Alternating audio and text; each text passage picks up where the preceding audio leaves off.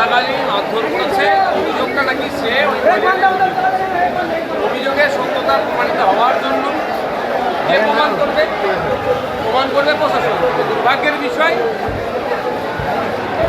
অভিযোগ করার সাথে সাথে তাকে আক্রমণ করে এটা দুর্ভাগ্যের কাঙ্ক্ষিত নয়। আমরা চাই যদি আমরা যদি এই ধরনের আমরা নিজের ইচ্ছায় আইন হাতে তুলে নিই তাহলে আমাদের ক্ষতি হয়ে যাবে। আমার বাড়িতে কেউ চোর করেছে, আমি চোরকে ধরি, পিঠে যদি মেরে দিই এটা কিছু হবে না। আইনটা আমি ধরে নিলাম, তর্কের খাতে ধরে নিলাম, কিন্তু তার জন্য তাকে ওইরকমভাবে মারধর করা গেলে তাকে প্রপার প্রমাণ দিয়ে তার যে অভিযোগ করে তাকে অ্যারেস্ট করে তাকে শাস্তি ব্যবস্থা, তা না করে আইন হাতে তুলে নিয়ে যে বাহাদুরি দেখাচ্ছে এটা মোটেও কোনো। শুভেন্দু অধিকারী এবং দিলীপ ঘোষ এটা নিয়ে রাজনীতি করছেন। ওরা তো সবসময় এই ধরনের রাজনীতি করবে, আর তাছাড়া কিছু নেই ওদের রাজনীতি করে।